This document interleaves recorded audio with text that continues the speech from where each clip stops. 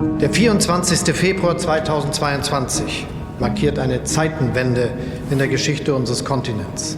Und das bedeutet, die Welt danach ist nicht mehr dieselbe wie die Welt davor. Hello. Hi. Hi. Noch sind wir zu zweit. Da kommt, glaube ich, noch die Sophie. Hi. Moin, schön euch kennenzulernen. Ich bin Julia, ich bin ja vom BR und in München bzw. in Niederbayern. Genau. Wo seid ihr zugeschaltet? Ich bin aus Bremen zugeschaltet. Ich bin von Radio Bremen. Ja, und ich bin der Daniel und ich sitze hier in Frankfurt. Ich meine, wie heftig ist das eigentlich? Krieg in Europa. Also für mich ist es nichts Neues. Ich habe schon mal einen Krieg in Europa miterlebt. Wir sind Kroaten und sind damals, also vor rund 30 Jahren, aus Bosnien nach Deutschland geflüchtet. Und jetzt haben wir wieder einen Krieg in Europa. Ich finde das richtig heftig. Wie geht es euch damit? Ich habe festgestellt, dass ich voll viel nicht weiß. Auch so über unsere Vergangenheit, über Konflikte, die es bei uns so gab. So Kalter Krieg, die DDR-Zeit. Ich fände es total spannend, jetzt auch zum Beispiel mal mit Soldaten und Soldatinnen in Deutschland zu sprechen. Jetzt steht es, glaube ich, schon für die ja auch im Raum, dass man da an eine Grenze zur Ukraine verlegt wird oder nach Litauen, eben wo die Bundeswehr ist. Und da würde mich schon interessieren, wie es denen jetzt geht.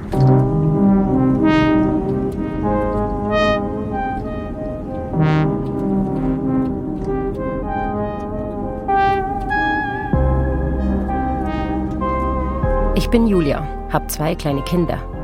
Zeitenwende, was heißt das für uns? Zum Beispiel auch 100 Milliarden für die Bundeswehr. Ihm einfach folgen, alles Gepäck mitnehmen und dann geht's weiter. Meine Recherche beginnt in meiner bayerischen Heimat, bei einer Militärübung. Weil es gleich ein bisschen lauter wird, gebe ich dir jetzt hier schon mal unseren tollen dienstlich gelieferten grünen Gehörschutz. Wir schießen zwar hier nicht mit Scharfbahn-Munition, aber ist natürlich trotzdem laut. Bisschen lauter, okay. Um da Verletzungen zu vermeiden, machst du den links am besten nicht ganz fest, nur so dass er drin steckt. Dann hörst du ein bisschen was. Wenn wir hier ein bisschen links schauen, da könnte man schon einzelne Köpfe. Echt, siehst du jetzt da schon viel? Y-Gabel und direkt rechts dahinter in der Böschung, da ganz.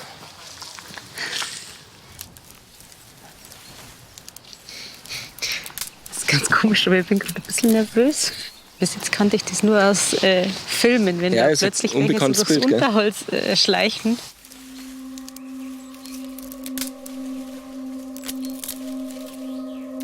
Man kennt jetzt ja quasi schon, das sind 2 Gruppen. Die eine, die vorausgeht, die eine, die hinten folgt. Warum das so ist, wird man gleich sehen.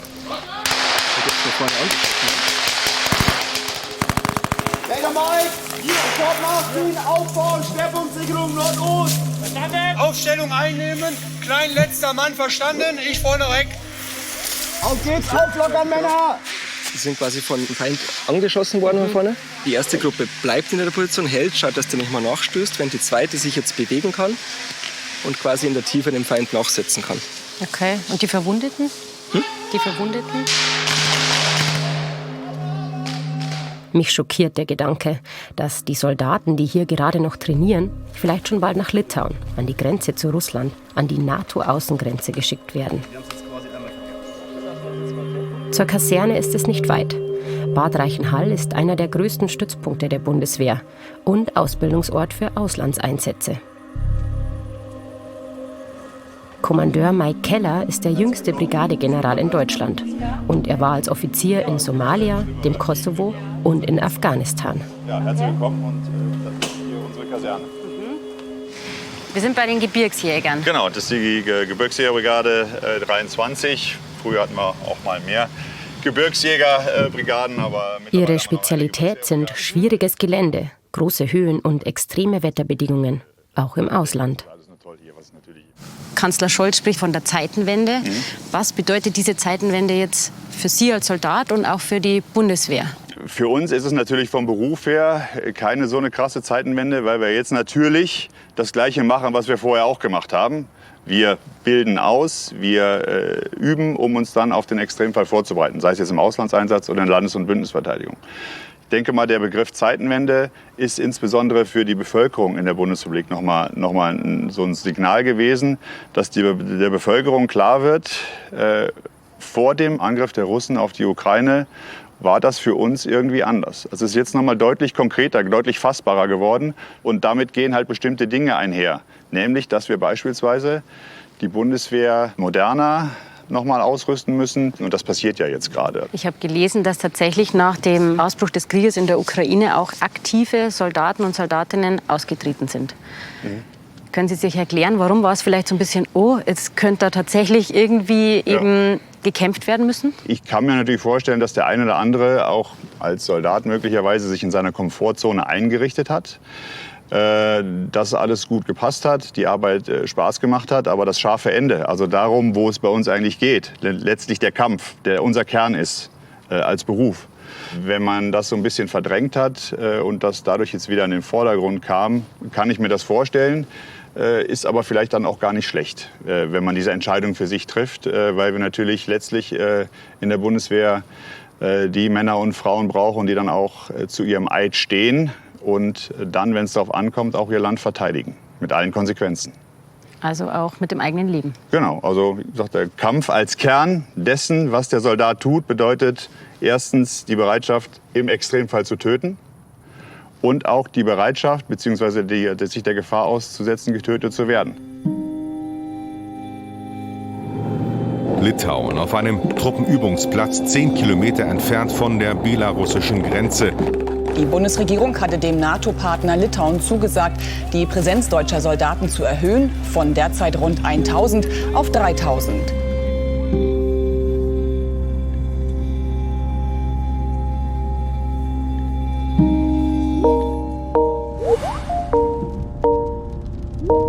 Julia? Na? Hi.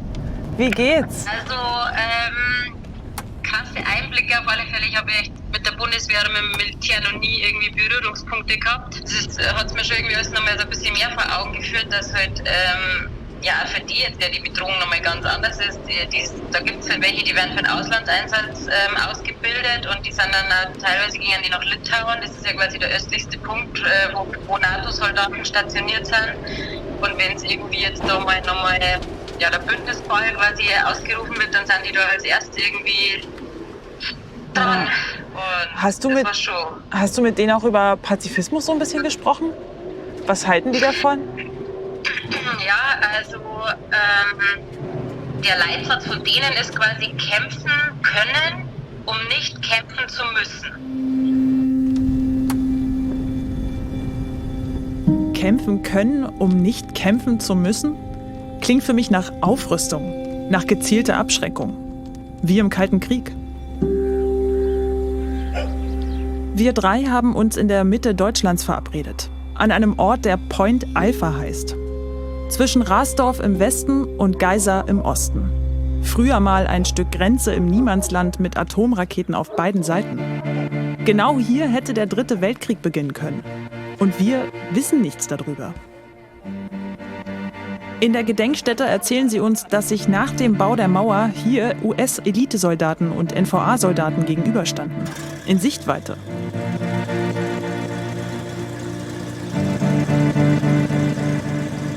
Amerikanische Militärs erwarteten an dieser Stelle einen sowjetischen Panzervormarsch und kalkulierten im Gegenzug sogar einen nuklearen Erstschlag in Europa ein.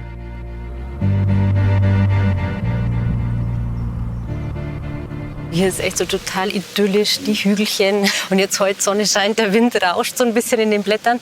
Warum denn sollte hier, ausgerechnet hier, der 3. Weltkrieg beginnen? Das liegt daran, dass wir uns in einer geografischen Besonderheit innerhalb Deutschlands dann bewegen. Wir sind hier im deutschen Mittelgebirge und hier ist ein Einschnitt in diesem Tal quasi. Die Amerikaner haben das Ganze Fulda Gap genannt und das ist der Bereich, wo der Osten am weitesten in den Westen reingestoßen ist. Und von hier aus sind es Luftlinie ca. 130, 140 Kilometer nach Frankfurt. Das wäre das erste große Ziel gewesen im Fall eines Angriffs aus dem Osten. Welches Szenario wäre denn möglich gewesen im schlimmsten Falle?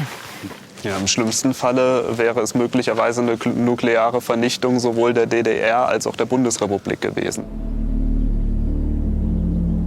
Hier hätte es kein Leben mehr gegeben. Millionen Tote waren einkalkuliert. Die Menschen auf beiden Seiten der Grenze wussten lange nichts von diesen Plänen.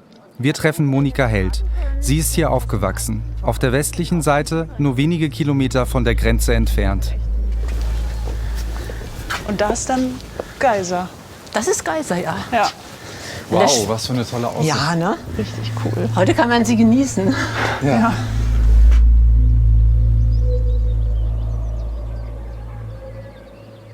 Die amerikanischen Soldaten gehörten zum Alltag von Monika Held. Genauso wie Grenztürme und Panzer.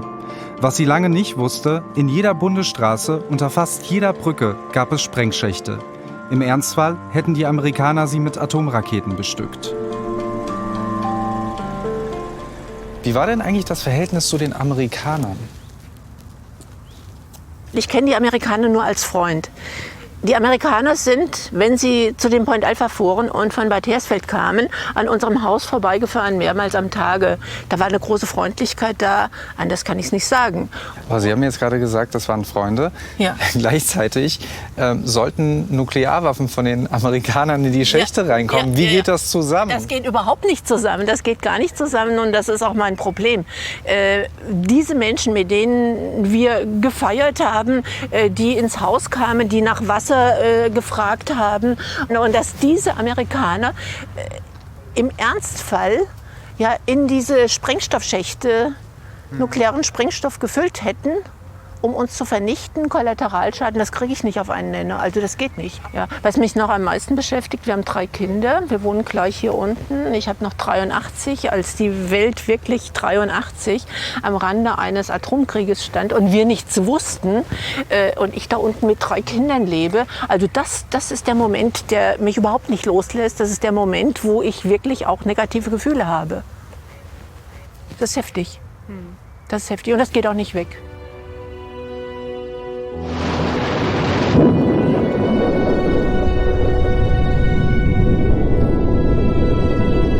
Die Revolutionsparade hier auf dem Roten Platz war mit besonderer Spannung erwartet worden. Fand sie doch statt vor der sich fast täglich verschärfenden Ost-West-Auseinandersetzung um Rüstung und Raketen. Erst die Waffen haben, dann über die Abschaffung reden, sah Wehner bei der neuen Generation der Mittelstreckenraketen das heraufziehen, was die Neutronenbombe zu schaffen drohte. Die neue Konfrontation mit der Sowjetunion, das Ende der Ostpolitik.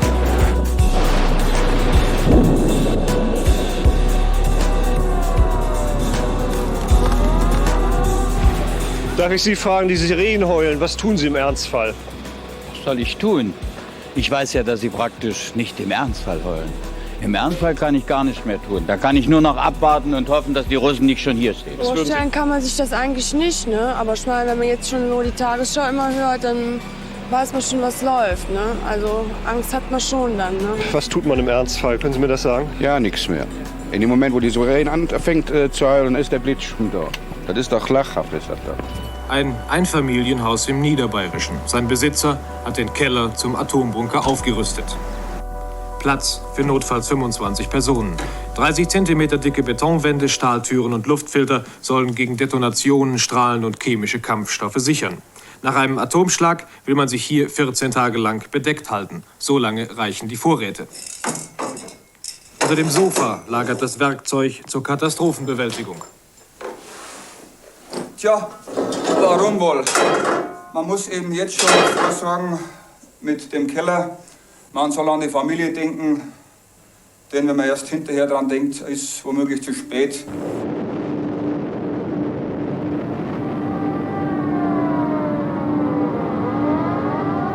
Haben die Menschen wirklich daran geglaubt, dass sie in einem Bunker einen Atomkrieg überleben können?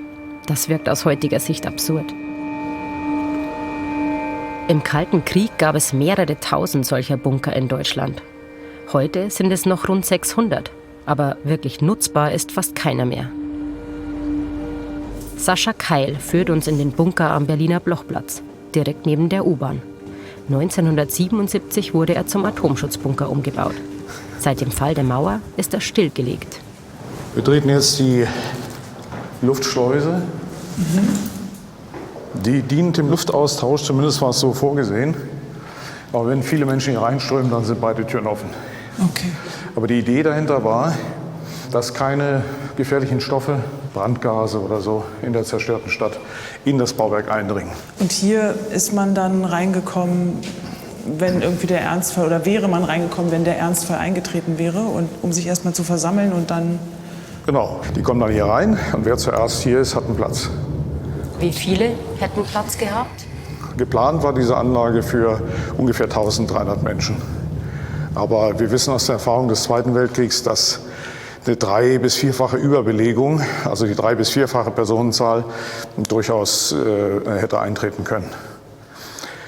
Hier gab es dagegen gewisse Vorkehrungen.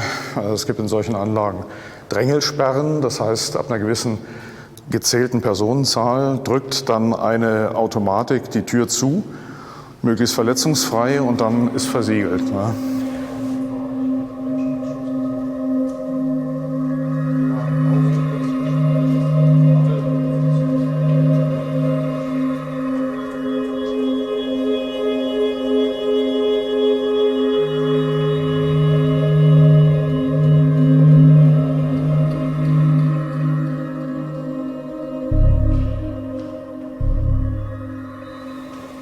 Ja, also hier hängt eine Kernwaffe, natürlich ohne Füllung. Oh Gott. Und die zielt nicht umsonst auf diese Wand und diesen Plan, genauer gesagt den Berliner Alexanderplatz. Eine Vernichtungszone von 4 Kilometern, wo Stürme mit 500 und mehr Kilometer pro Stunde gewütet hätten. Die Stürme allerdings wären wahrscheinlich gar nicht mehr das Vernichtende gewesen, sondern es wäre alles verdampft in dieser Zone. 4 Kilometer im Umkreis um den Alexanderplatz. Und alles andere ist dann hier aufgelistet, in welcher Zone man in welchem Zustand hätte und unter welchem Schutz überdauern können. Das heißt, für konventioneller Waffeneinsatz bieten solche Schutzanlagen einen guten Schutz. Aber für alles, was darüber ist, also moderne Überschall oder entsprechende Bio-Kernwaffen und so weiter, was da eventuell noch kommt, nicht. Und das ist auch nicht so schnell reaktivierbar, wie mancher sich denkt. Natürlich kann man die Tür zumachen, aber da gehört ja sehr viel mehr dazu. Also es ist eine sehr theoretische Diskussion, die wir mit unseren Besucherinnen hier führen, wenn diese Fragen kommen. Ne? Also heute. Was wäre, wenn das heute? Genau, ja. Also wir raten dann dazu, sich, wenn man weiß, es ist in der Nähe, dann doch lieber zu verabschieden.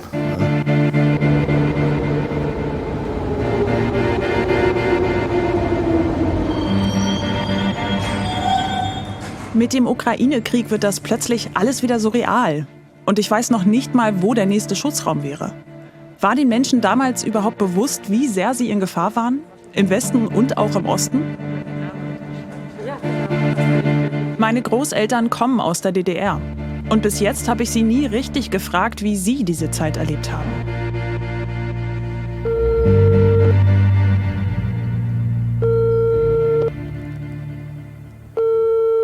Frage? Moin Oma, hier ist Sophie.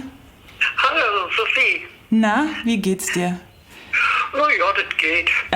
Ich wollte dich mal fragen, wie das für dich war in der DDR früher. Oder hast du dir mal Gedanken darüber gemacht? Es ging ja dann immer viel um Atomwaffen und so. Hast du da dir Sorgen drum gemacht? Wir haben schon Gedanken drüber gemacht. Aber wenn wir uns irgendwie dagegen geäußert hätten, dann hätten sie uns noch eingesperrt. Groß Getön von freiem Land, aber frei waren wir nicht. Du hattest kleine Kinder und wenn da nur so eine Atombombe losgegangen wäre oder was, da hat man schon drüber nachgedacht. Genau wie jetzt mit Putin, was der loslässt. Und da habe ich schon öfter auch jetzt gesagt, gut, dass ich schon so alt bin. Warum? Na, warum? Das ist nicht so schlimm, wenn ich von der Welt gehe. Aber wenn die jungen Leute, so wie du jetzt, dass die sowas doch wieder erleben müssen, das ist schlimm für mich.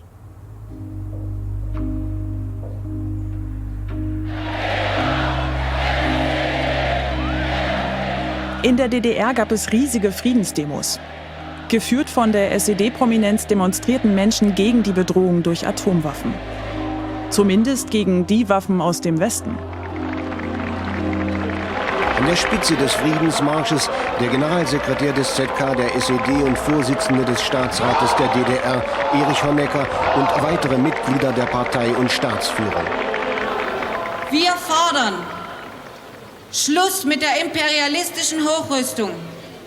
Der verhängnisvolle NATO-Raketenbeschluss von Brüssel muss fallen.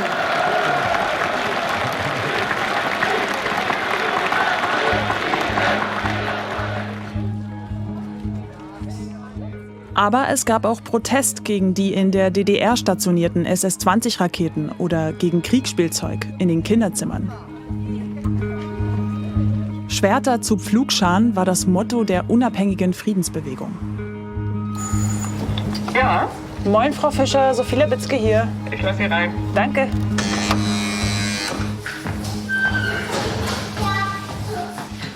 In Berlin bin ich mit einer Frau verabredet, die damals viel für den Frieden riskiert hat. Dorothea Fischer. Anfang der 80er Jahre war sie Mitbegründerin der Jenaer Friedensgemeinschaft. Sehr cool. Dankeschön. So. Wie war das damals? Sie waren in dieser Friedensgemeinschaft in Jena. Sie haben die ja mit gegründet, so wie ich das richtig verstanden habe. Wie kamen Sie da drauf? Was hat Sie angeregt, damit zu machen? Wir haben angefangen, so verschiedene Aktionen zu machen. Da gab es Schweigeminuten für den Frieden. Und da haben wir irgendeine Kreisform auf den zentralen Platz in Jena gestellt und standen dann da. Und haben gehofft, dass es irgendjemandem auffällt und wir danach gefragt werden. Warum Sie da so stehen? Genau. Wir haben, ich glaube, die haben wir damals Spookies genannt, aus so Buntpapier, wo hinten so eine Klebefläche war, wie bei alten Briefmarken. Also haben wir so Aufkleber selber hergestellt.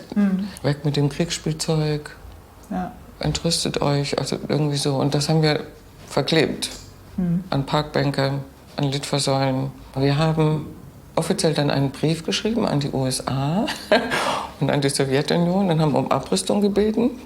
Oder um Abschaffung der Atomwaffen. So. Obwohl ich mir schon denken kann, die Frage, haben Sie jemals von den USA oder den UdSSR zurückgehört, wenn Sie einen Brief geschrieben haben? Kam nie eine Antwort. Anstecker für den Frieden, ein paar Aufkleber auf einer Parkbank, das reichte in der DDR, um die Gruppe zu Staatsfeinden zu erklären. Nur das Westfernsehen hat berichtet. Ein größeres Aufgebot von Polizisten drängt 2 Dutzend Demonstranten ab, die vor der amerikanischen Botschaft für beiderseitige Abrüstung eintreten. Das passiert so gut wie nie, dass solche Aktionen vor westlichen Kameras unterbunden werden müssen. Meist werden sie im Vorfeld bereits erstickt. Warum lässt man die Leute nicht mit Kerzen friedlich herumstehen, fragt sich der westliche Beobachter. Aber die DDR hat individuell organisierte Demonstrationen noch nie hingenommen. Unsere Gruppe ist dann immer größer geworden auch. Und wir hatten auch Unterstützung von Westdeutschland, unter anderem eben von den Grünen. Und haben wir einen riesen Aufwind bekommen. Und die DDR hatte aber, und das war im Nachklang in den Stasi-Akten zu lesen, parallel dazu gleich Gegenmaßnahmen beschlossen. Und die haben das Aktion Gegenschlag genannt. Das hieß, die Aufgabe ist, unsere ganze Gruppe zu zersetzen, entweder psychisch fertig zu machen, moralisch zu demolieren oder auszuweisen. Und dann aber, wie lief das? Also wie viel Zeit hatten Sie? 24 Stunden. 24 Stunden. Das war für mich eine ganz, ganz schwere Zeit dann in West-Berlin, weil ich da nicht sein wollte. Ich wollte nicht weg. Ja. Und habe mich so ein Stückchen, also ich glaube, im Nachhinein würde ich sagen, ich stand auch unter Schock so ein Stück und habe erst mal nicht wirklich am Leben teilgenommen. Früher hieß es ja, vor allem in der DDR, Frieden schaffen ohne Waffen. Und wenn wir jetzt auf die Ukraine gucken, ist gerade ja eher so die Devise Frieden schaffen mit Waffen. Was macht das mit Ihnen? Das finde ich paradox, das finde ich verrückt. Wo kommen wir denn hin? Das ist die völlig falsche geschichtliche Richtung. Und ich bin erschrocken, dass das so wenige sehen. Ich meine, ich denke jetzt hier so ein bisschen laut und also mich bewegt das auch. Und eigentlich sollte ich mit den Gedanken eher mich nicht so laut äußern, weil ich weiß, dass ich mir damit keine Freunde mache.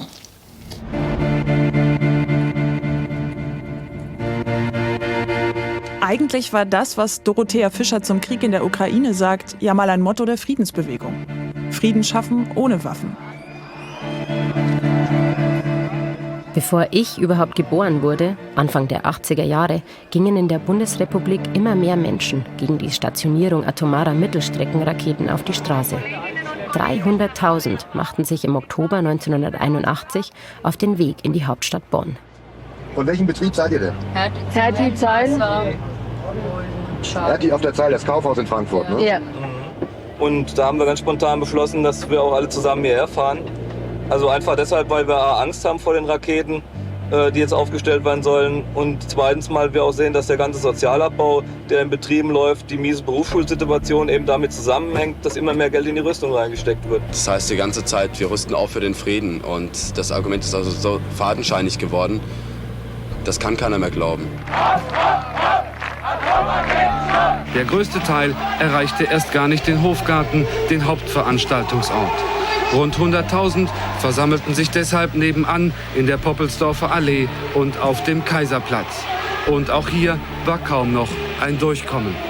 Wir wollen aus diesem waffenstarrenden, weltumspannenden Irrenhaus ausbrechen. Wir wollen kein Feindbild. Wir wollen nicht das Fußvolk einer Raketenpartei sein. Seit geraumer Zeit schon sitzen grüne Volksvertreter in 6 Länderparlamenten. Jetzt wollen die Grünen auch den Bundestag instand besetzen. Wie sie im Sien-Deutsch der Hausbesetzer sagen. Soll heißen, sie wollen neues Leben in den Bundestag bringen. Und da ist Marie-Louise Beck-Oberdorf, Deutschlehrerin. Eine stets auf Ausgleich bedachte Frau, einst Vorsitzende der Grünen in Baden-Württemberg. Wie groß wird unsere Schuld sein, wenn wir uns nicht mit aller Kraft gegen die Gefahr des atomaren Holocaust entgegenstellen? Sie können wissen, welche Risiken diese Stationierung in sich birgt. Die Menschen draußen wissen, dass es noch nie eine Zeit ohne Krieg gegeben hat. Noch nie. Das ist fast 40 Jahre her. Marie-Louise Beck spricht sich heute für Waffenlieferungen an die Ukraine aus.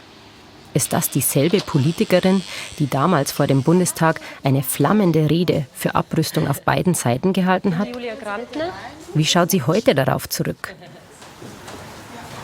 Ich war fest davon überzeugt, dass die Pershing II tatsächlich noch mal eine solche Stufe der atomaren Eskalation bedeuten würden, dass es tatsächlich auch zu einer Vernichtung Europas kommen könnte. Eine Frage, die ich damals nicht zu Ende gedacht habe und die, glaube ich, viele nicht zu Ende gedacht haben, ist die Frage, ist es überhaupt legitim, sich militärisch auszustatten und sich mit militärischen Mitteln zur Wehr zu setzen? Und an diese Debatten kann ich mich sehr gut erinnern. Das waren immer die Debatten, wo ich dann mit vielleicht Jugendoffizieren oder mit Vertretern der Christlich-Demokratischen Union auf einem Podium saß und wo ich immer gesagt habe, also meine Herren, ich sage Ihnen, ich möchte nicht verteidigt werden. Ich hänge ein weißes Betttuch aus dem Fenster und dann sollen die Feinde, die Usurpatoren doch kommen und dann verhandelt man mit ihnen, Hauptsache man lebt. Das war meine Vorstellung, an die habe ich geglaubt. Und ich muss sagen, jetzt, viele, viele Jahre später, beschäftigt mich, warum wir in Deutschland nicht sehr viel klarer waren in dem Bewusstsein, dass militärische Verteidigung notwendig sein kann, wenn es ein hochaggressives System gibt, das sich an keine Regel hält und das eine extreme Zerstörungsbereitschaft hat. Und das ist unsere eigene Geschichte.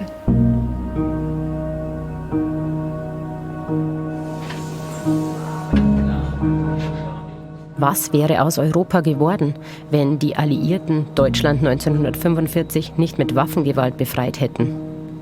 War es dann auch gar nicht die Friedensbewegung, die zum Ende des Kalten Kriegs geführt hatte, sondern doch ein Treffen zweier bis dahin verfeindeter Staatschefs, die sich 1985 zum ersten Mal trafen und endlich miteinander redeten? 2 Jahre später unterschrieben sie, dass sie ihre atomaren Mittelstreckenraketen verschrotten werden, den INF-Vertrag. Der Generalsekretär des ZK der KPDSU, Michail Gorbatschow, und der Präsident der Vereinigten Staaten von Amerika, Ronald Reagan, betreten den Roten Saal, um sich zur Vertragsunterzeichnung zu begeben. We have made history. Wir haben Geschichte gemacht, sagte Reagan. Und er verwies auf die historische Bedeutung des Abkommens, mit dem erstmals eine ganze Klasse sowjetischer und amerikanischer Raketen ausgemerzt werde. Zum ersten Mal seit Jahrzehnten militärische Entspannung in Europa. Dann fiel die Mauer. So hatte die Regierung sich das mit Sicherheit nicht vorgestellt. Selbst das Brandenburger Tor, Symbol der deutsch-deutschen Wirklichkeit und empfindlichster Punkt der Grenze, war um Mitternacht vor dem Massenansturm auf die Grenzübergänge nicht sicher. Ankommende DDR-Bürger wurden mit stürmischem Beifall, Sekt, Blumen und Geschenken empfangen. Die Polizei sprach von zigtausend an allen Grenzübergängen, die man nicht mehr zählen könne. Eine Pariser Charta für ein neues Europa, mit der ein neues Zeitalter der Demokratie, des Friedens und der Einheit eingeleitet werden soll.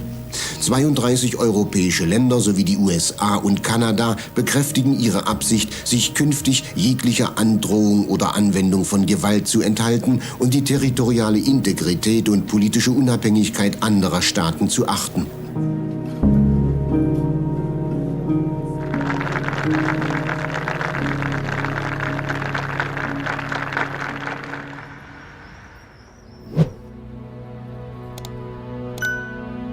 Lange hat der Frieden in Europa nicht gehalten. Nur 2 Jahre nach der Unterzeichnung der Pariser Charta fielen serbische Bomben auf Bosnien und Herzegowina, mein Geburtsland. 1992 sind meine Eltern mit mir nach Deutschland geflüchtet. Ich war 5. Zum ersten Mal im Leben bin ich jetzt in Sarajevo. 3,5 Jahre wurde die Stadt damals von serbischen Milizen belagert.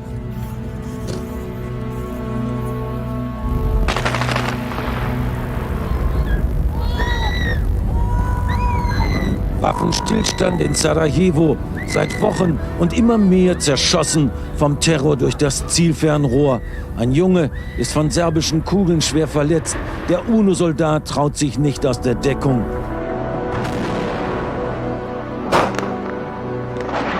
In der bosnischen Hauptstadt Sarajevo sind beim pausenlosen Beschuss durch serbische Artillerie seit gestern 22 Menschen getötet worden. Der bosnische Regierungschef Silajdžić forderte die NATO auf, das Blutvergießen in seinem Land mit Gewalt zu beenden. Der Krieg in Bosnien ist aber auch mit einem anderen Ort verbunden, der für das größte Massaker steht, das es seit dem Zweiten Weltkrieg in Europa gegeben hat. Ich fahre nach Srebrenica. Auch hier bin ich noch nie gewesen. Ich weiß, dass mehr als 8000 muslimische Jungen und Männer an diesem Ort ermordet wurden, einige von ihnen auch später hier begraben. Ganze Familien wurden systematisch ausgelöscht. Bis heute gibt es noch unzählige Vermisste des Massakers. Bis heute suchen die Hinterbliebenen die Knochen der Ermordeten. Ich kann einfach nicht begreifen, was hier passiert ist.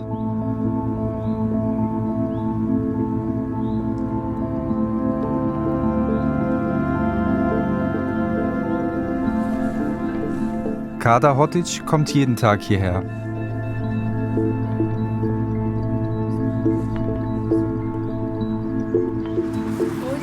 Hier liegt mein Sohn Samir.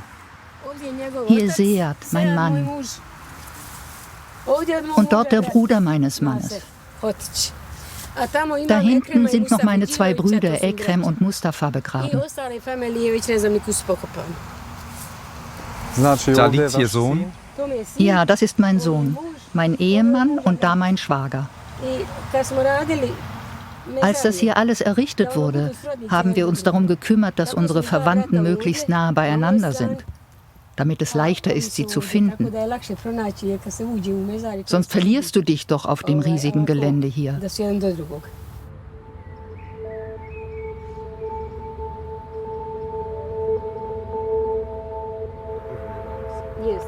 Das sind die einzigen Fotos, die ich noch habe. Das ist mein Bruder, das mein Sohn und das ist mein zweiter Bruder.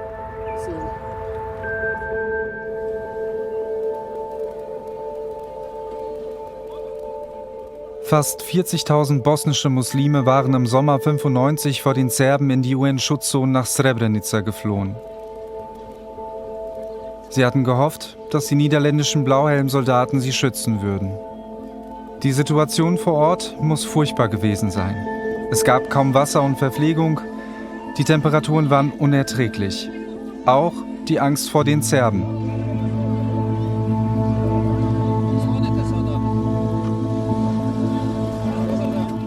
Dann drangen im Juli die serbischen Milizen in die Schutzzonen ein. Die UN-Soldaten ergaben sich widerstandslos. Vor laufenden Kameras verspricht der serbische Milizenführer Ratko Mladic den bosnischen Muslimen, dass ihnen nichts passiert. Dann kamen die Lastwagen. Von hier bis zum Eingang der heutigen Gedenkstätte standen die Transporter. Dort haben sie dann die Menschen eingesammelt und danach die Frauen und die Kinder weggefahren. Die Männer wurden alle auf die andere Seite gebracht. Da hatte ich immer noch die Hoffnung, dass sie später nachgebracht werden. Ich habe so viele Dinge gesehen. Am nächsten Tag sind wir frühmorgens in die Fahrzeuge reingequetscht worden. Mein Ehemann und ich wurden vorher schon getrennt. Als sie ihn auf die andere Seite geschoben haben, drückten sie ihm einen Gewehrlauf ins Genick und brachten ihn weg. Da hatte er unseren Rucksack dabei mit allen unseren Fotos. Ich kam da gar nicht auf die Idee, ihm zu sagen, dass er mir den Rucksack geben soll. Ich konnte in diesem Augenblick einfach nichts sagen. Ich konnte nichts sagen. Dann haben sie meinen Bruder abgeholt. Ich erinnere mich, als wäre es gestern Nachmittag gewesen. Er kam noch einmal zurück, um seine Jacke zu holen, obwohl es Hochsommer war. Ich habe ihn gefragt, wo geht ihr hin? Er meinte nur, frag lieber nicht.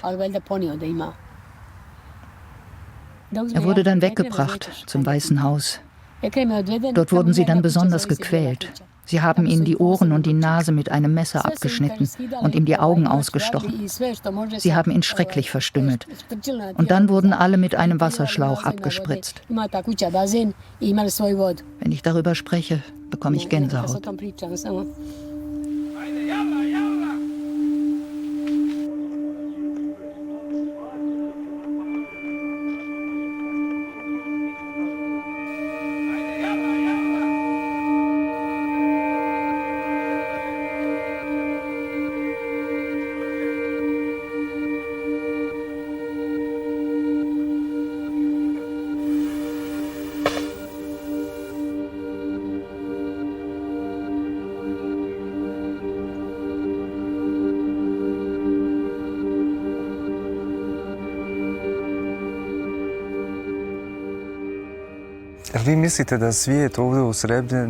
Ist es so, dass die Menschen in Srebrenica noch heute darüber sprechen, was passiert ist, damit es nicht vergessen wird? Oder spricht man nach all den Jahren immer weniger darüber? Das kommt darauf an. Wissen Sie, die Menschen sind heute mit ihrem eigenen Leben beschäftigt, vor allem die Jungen. Manche von ihnen sagen, lasst doch endlich die Vergangenheit ruhen. Aber Geschichte wird nicht geschrieben, dass man sie vergisst. Sie wird geschrieben, dass man sich daran erinnert.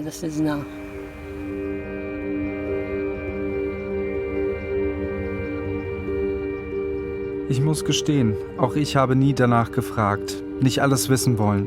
Vielleicht auch aus Respekt vor dem, was ich erfahren würde. Direkt gegenüber liegt die eigentliche Gedenkstätte von Srebrenica. Genau an dem Ort, an dem das Massaker vor 27 Jahren geschehen war. Dort treffe ich Almasha Salihovic. Sie ist 36, also nur ein Jahr älter als ich und musste sich im Juli 1995 genau an diesem Ort von ihrem Bruder verabschieden.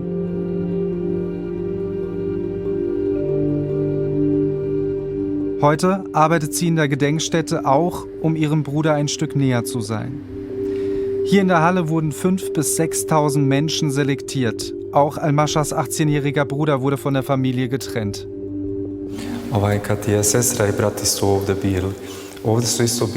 Haben die UN-Soldaten nicht gesehen, wie die Männer von den Frauen getrennt werden? Und haben sie nicht darauf reagiert? Nein, sie haben alles gesehen. Aber sie haben nicht reagiert. Da gibt es Zeugenaussagen, wie zum Beispiel die von meiner Schwester. UN-Soldaten haben Absperrband befestigt, das die Menschen beim Ausgang in eine Zweierreihe gegliedert hat. Bis zum Ende des Weges, wo kleinere Lastwagen oder Busse auf sie gewartet haben. Ihnen wurde gesagt, ihr müsst auf die andere Seite. All das passierte vor den Augen der niederländischen UN-Soldaten. Sie haben sich nicht dagegen gestellt.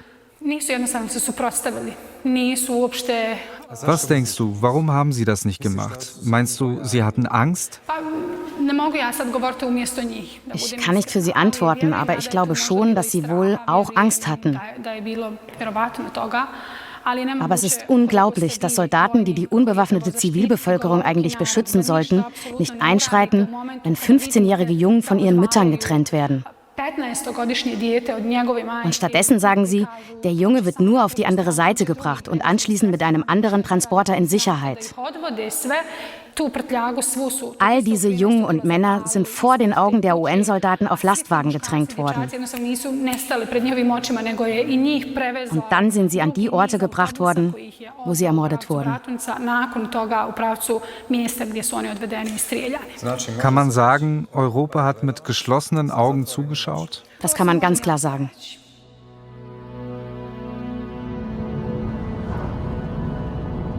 Internationale Reaktionen auf den Völkermord von Srebrenica blieben vorerst aus. Erst 6 Wochen später, nach 3,5 Jahren Krieg, sollte sich etwas daran ändern. Die Bilder gingen um die Welt, als bei einem weiteren Massaker an der Markthalle von Sarajevo mehr als 40 Menschen starben.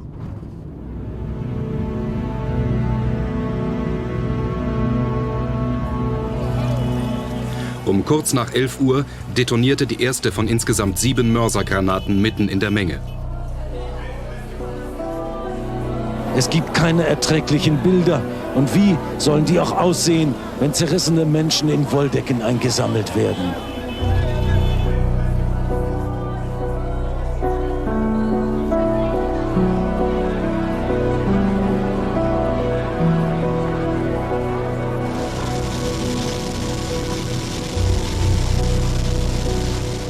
Zwei Tage nach dem Attentat reagiert die NATO zum ersten Mal in diesem Krieg. Mit Luftangriffen gegen serbische Stellungen. Nur 4 Wochen später ist der Krieg beendet. Er hat 100.000 Bosnier das Leben gekostet.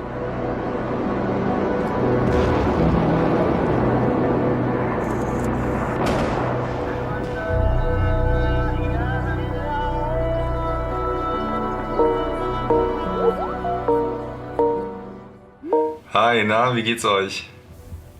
Gut, wie geht's dir? Boah, ich bin ziemlich durch, ehrlich gesagt. Das war gestern ein richtig heftiger Tag. Ja, wenn man dann nochmal vor Ort ist, ist es einfach was anderes, wie wenn man nur die Bilder irgendwie im Fernsehen mitbekommt.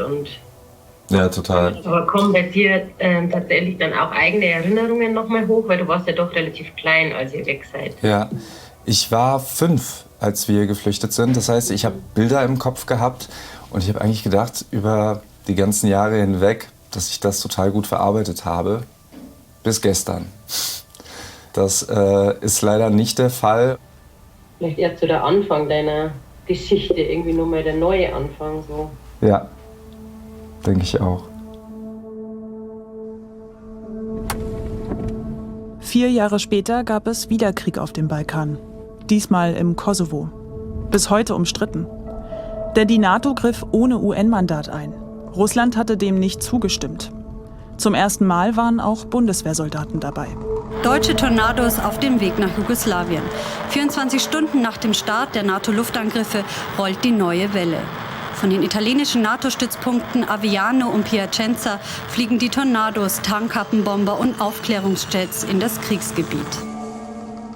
Bonn, 14:15 Uhr. Der Kanzler kommt zu Fuß. Kurzfristig anberaumtes internes Treffen der großen 3. Schröder, Fischer, Scharping. Kriegskabinett im Bonner Politjargon. Das Ende von Rot-Grün schien in greifbare Nähe zu rücken. Hinter den Kulissen wurde bereits über Rücktritte und Parteiwechsel spekuliert. Ein roter Farbbeutel traf Joschka Fischer am Kopf und verletzte ihm das Trommelfell. Einen freundlichen Klaps und einen Handschlag vom General für jeden einzelnen Soldaten. Schon die ungewöhnliche Abschiedsgeste macht deutlich, dass ihnen kein gewöhnlicher Einsatz bevorsteht. Schließlich zieht die Bundeswehr zum ersten Mal mit der realen Aussicht los, richtig kämpfen zu müssen.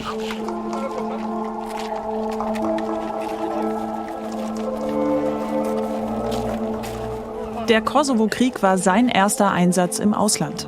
General AD Hans-Lothar Domröse. Ich treffe ihn am Ehrenmal der Bundeswehr in Berlin. Bis zu seiner Pensionierung war er einer der ranghöchsten deutschen NATO-Generäle. Angefangen hat es bei Ihnen ja in den 70ern. Ja. Da war noch nicht an Wiedervereinigung zu denken. Nein. Es war irgendwie BRD, DDR. Warum sind Sie eingetreten? Was war die Motivation? Ich komme aus einer Soldatenfamilie. Mein Vater war auch Soldat, war auch hoher General. Und da hat man natürlich als Kind sozusagen eine Menge mitbekommen. Und man wusste, wofür die Bundeswehr steht, nämlich zum Schutz des Volkes, wenn Sie so wollen, der Bürger des Landes. Und das war eine ordentliche Sache und da habe ich mich verschrieben. Außerdem gab es damals die Wehrpflicht. Man musste sowieso gehen und da gab es gar keinen Zweifel. Wir sind alle gegangen.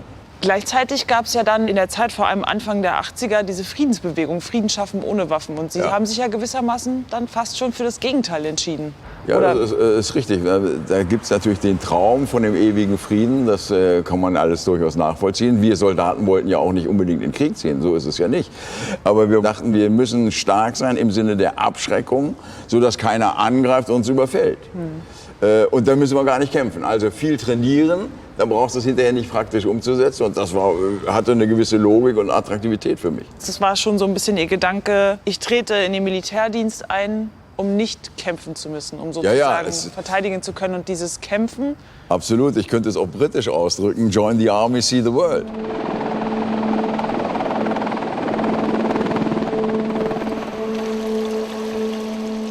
Insgesamt waren 93.000 deutsche Soldatinnen und Soldaten in Afghanistan. Fast 20 Jahre dauerte der Einsatz. Zum ersten Mal spricht man in Deutschland wieder von Gefallenen. Die 3 Fallschirmjäger sind vor einer Woche in der Nähe von Kunduz getötet worden. Ihre Einheit war in einen Hinterhalt der Taliban geraten. Bislang wurden 39 deutsche Soldaten beim Einsatz in Afghanistan getötet. Die in ihrem Einsatz am Karfreitag in Afghanistan für Deutschland ihr Leben verloren haben. Sie sind doch auch Opfer unter anderem von Afghanistan. Kennen Sie da Menschen, die hier drin stehen? Natürlich kenne ich dort Angehörige, kenne dort Betroffene. Also es ist mir sehr, sehr nah und sehr dramatisch. Und ich will das auch nicht niedlich reden, aber es ist was anderes, ob es punktuell ist oder ein ganzes Volk in Mitleidenschaft nimmt. Das ist der große Krieg, den wir jetzt sehen. Und in Afghanistan war viel Blut geflossen, viel Tragik dabei. Aber es ist nicht der große Vaterländische Krieg. Was meinen Sie denn, hat der deutsche Einsatz in Afghanistan gebracht? Wir haben den Afghanen zusammen 20 Jahre Frieden geschaffen. Wir haben den 20 Jahre eingeräumt der freien Entwicklung. Wir haben insgesamt dazu beigetragen, dass die Geburtensterblichkeit auf null, annähernd auf null runtergegangen ist. Wir haben Krankenhäuser in Schwung gebracht. Also wir haben das ganze System stabilisiert. Das ist enorm was. Deswegen habe ich es ja sehr bedauert, dass wir der Hals über Kopf abgehauen sind. Und das bezeichnen Sie als Frieden? Na, Stabilität, ja, das ist auch ein relativer Frieden. Denn den Frieden, wissen Sie, den können immer nur die Betroffenen selbst schließen. Da sind wir gar nicht für zuständig. Hat man sich das dadurch, dass man dahin gegangen ist, diesen Frieden nicht selber bedroht?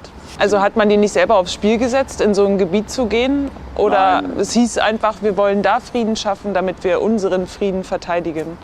Wir dachten, jetzt haben wir es geschafft. Nur noch diese kleinen Auslandseinsätze, ein bisschen Bosnien, ein bisschen Kosovo, ein bisschen Afrika und ein bisschen Afghanistan. Ich sage ein bisschen, nicht um es niedlich zu machen, sondern mengenmäßig. Okay, und man selber war nicht betroffen? Deutschland war überhaupt nicht betroffen. Also die Familien, wenn wir in Afghanistan oder im Kosovo waren, konnten die Familien ja beruhigt zu Hause sitzen und die Kinder weiter zur Schule gehen lassen, weil wir wussten, die Kinder sind ja nicht bedroht, die Ehefrauen sind nicht bedroht, weil Deutschland ja stabil war und nicht bedroht. Also ich könnte es, wenn ich das jetzt höre, was damals alles passiert ist, nicht als Frieden bewerten, weil ja doch schlimme Dinge passiert sind. Ja, die passieren ja leider durchgehend auf der Welt, das finden wir alles nicht gut. Aber jetzt sind wir in einer Zeit angekommen, wo es um einen Wettbewerb geht zwischen Ost und West, um es einfach auszudrücken, zwischen China und Russland auf der einen Seite und dem Westen, Amerika, NATO, Europa auf der anderen Seite, die sagen, wir wollen unsere Freiheit, Selbstbestimmungsrecht der Völker behalten und wir wollen uns nicht durch diese Kommunisten reinreden lassen. Aus den Kommunisten sind Autokraten geworden.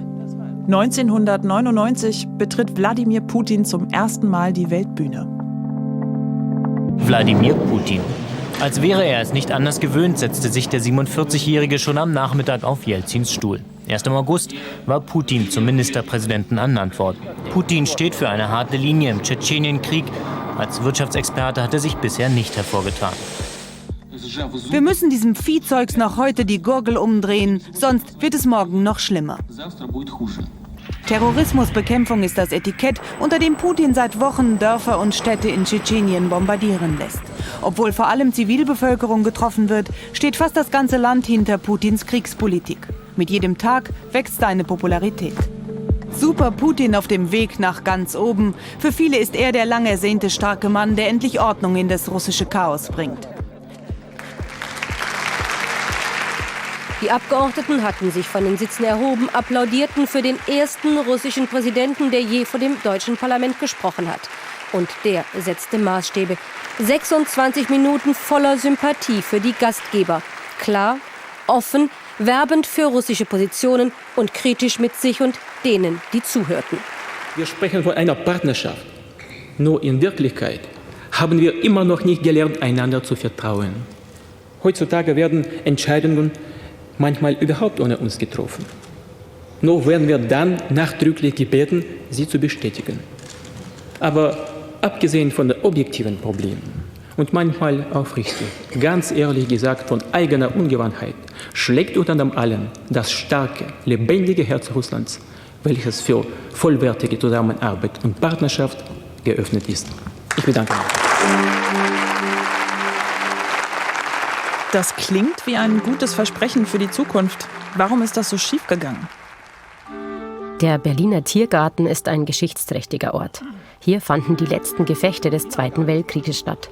Und hier wollte sich Carlo Massala mit uns treffen. Er ist Militärhistoriker und hat, als einer von ganz wenigen, Putins Angriffskrieg auf die Ukraine vorhergesagt. 2001 gab es ja eigentlich eine Rede, da hat Putin ja, ich sag mal so salopp, auf Freundschaft gemacht. Und wann wurde es denn anders? Also es ist schwierig zu bestimmen, wo ist was gekippt und wann ist was gekippt. Ja? Vielleicht hätte man es intensiver austesten müssen, um festzustellen, war es ernsthaft oder war es eine taktische Finesse. Was hätte man da machen können? Naja, man hätte in viel, viel mehr Bereichen möglicherweise sozusagen die Russen zu einer engeren Kooperation einladen müssen. So, das ist zum Beispiel so ein Punkt. Und klar, natürlich sind Fehler gemacht worden. Also das muss man ganz einfach sagen. Es sind Fehler gemacht worden. Russland hat sich immer als Großmacht verstanden. Und Russland will immer wie eine Großmacht behandelt werden. Und eine der größten Schmähungen für Putin war, als Präsident Barack Obama bei irgendeiner Rede Russland als eine Regionalmacht bezeichnet hat.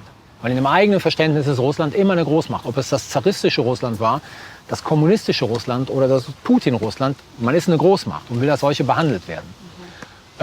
Und wenn man dann genügend Stärke hat, dann tritt man dann natürlich auch anders auf. Haben Sie eine Erklärung, warum jetzt plötzlich eben mit dem Ukraine-Krieg die Bedrohung so intensiv gefühlt wird? Man befürchtet, dass Putin sich nicht nur auf die Ukraine konzentriert. Und alles, was wir hören aus Moskau, zielt darauf ab, Russland wieder Größe zu geben. Russland hat Belarus mehr oder weniger abhängig von sich gemacht. Steht momentan in der Ukraine und versucht sozusagen die Ukraine als souveränen Staat auszulöschen. Hat einen Krieg gegen Georgien geführt und dort Gebiete annektiert. Destabilisiert im Baltikum. Stößt immer wieder Drohungen gegen das Baltikum aus. Und man begreift jetzt, dass möglicherweise all das ernst gemeint ist. Und nicht, ja, so Gerede. Ja? Und ich glaube, das macht dieses Bedrohungsmoment jetzt aus. Aber letzten Endes, jede Destabilisierung im Osten bedeutet eine Verringerung an Sicherheit für den Rest Europas. Ist das, was wir jetzt gerade erleben, Kalter Krieg 2.0 oder hat der schon vielleicht sogar früher angefangen? Also ich würde sagen, wir kommen in den Kalten Krieg 2.0 rein. Das wird die Konsequenz des Ergebnisses sein dieses Krieges. Also wir werden in eine Situation reinkommen, zumindest in Europa, in der die Beziehungen zwischen EU-Europa, NATO-Europa plus den USA zu der Russischen Föderation und ihren Verbündeten letzten Endes vollständig rückabgewickelt wird. Ist eigentlich jetzt der Punkt, dass wir aus der Geschichte immer noch nicht genug gelernt haben? Ja, in vielen zentralen Fragen, sozusagen die Sicherheit und internationale Politik betreffen, haben wir aus der Geschichte nicht die richtigen Lehren gezogen. Richtig. Was bedeutet das jetzt für uns? Wie massiv wird jetzt wieder aufgerüstet? Mitten in der Klimakrise.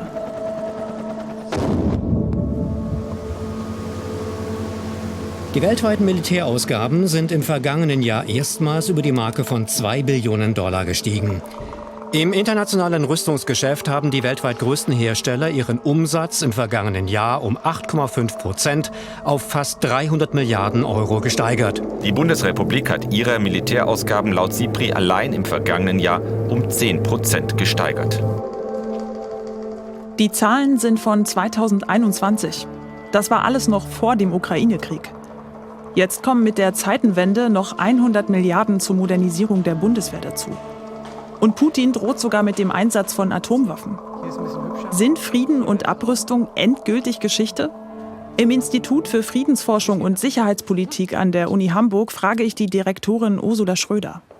Das ist unser Seminarraum für die Studierenden. Wenn wir auf den jetzigen Konflikt schauen, sieht man da schon Parallelen? Würden Sie das sagen? Kalter Krieg und jetzt der Konflikt, den wir gerade in Europa sehen?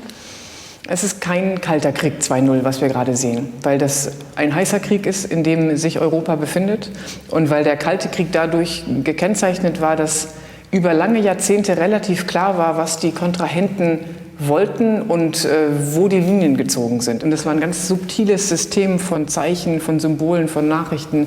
Und das haben wir heute nicht mehr, weil wir einen heißen Krieg haben, der sehr schnell voranschreitet und bei dem auch anders kommuniziert wird als früher, bei der auch offen kommuniziert wird, ja, wir möchten Nuklearwaffen einsetzen oder wir werden uns gegen eine nukleare Aggression, beispielsweise haben die Russen das gesagt, werden uns da zur Wehr setzen. Da wird viel schärfer argumentiert und auch viel eher mit nuklearer Bedrohung argumentiert. Ist es da immer die richtige Lösung zu sagen, aufrüsten, aufrüsten, aufrüsten? Oder müsste nicht eigentlich viel mehr auf Verhandlungen gesetzt werden? Eigentlich brauchen wir beides. Wir brauchen im Fall des Kriegs gegen die Ukraine, brauchen wir Waffenlieferungen, das Friedensgutachten, das ist das jährliche Gutachten der 4 Friedensforschungseinrichtungen in Deutschland, hat sich in diesem Jahr für Waffenlieferungen an die Ukraine ausgesprochen.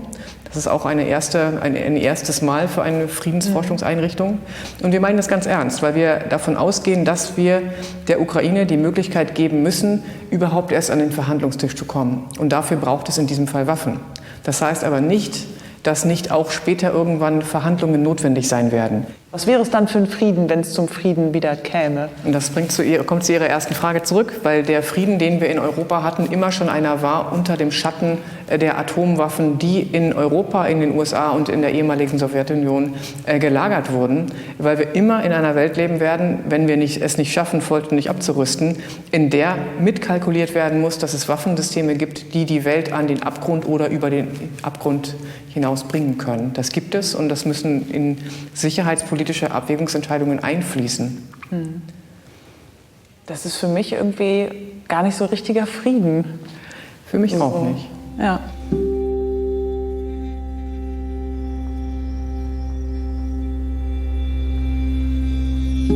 Seit fast 30 Jahren schweigen die Waffen, zumindest in Bosnien.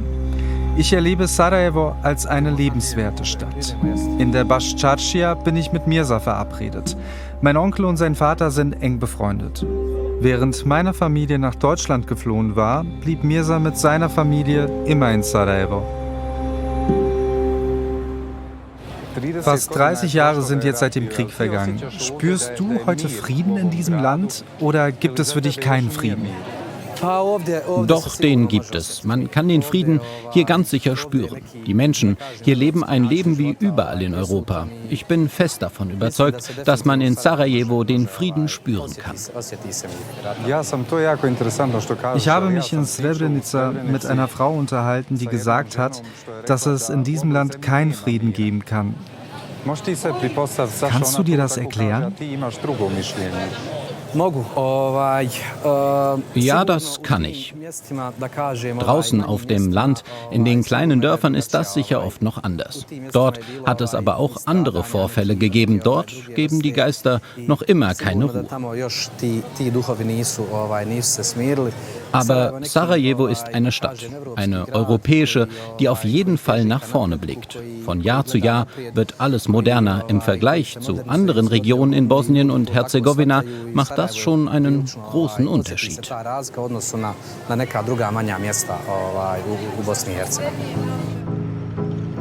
Ich wünsche mir, dass der Frieden hier hält.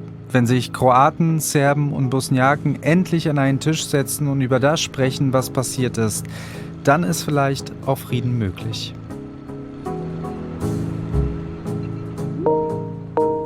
Moin. Das war echt viel, oder? Total. Konntet ihr irgendwie all das für euch verarbeiten? Bei mir ist so ein bisschen das Gefühl zurückgeblieben, okay, sowas wie Frieden kann es eigentlich gar nicht mehr richtig geben, weil seitdem es Nuklearwaffen gibt, ist diese Bedrohung eigentlich immer da. Wenn, dann ist es irgendwie so eine Art nuklearer Frieden, aber alle haben irgendwie Waffen aufeinander gerichtet. Und das bleibt ja im Endeffekt.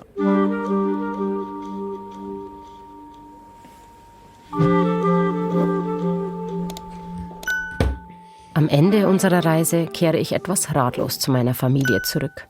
Kalter Krieg 2.0, das wünsche ich meinen Kindern auf keinen Fall.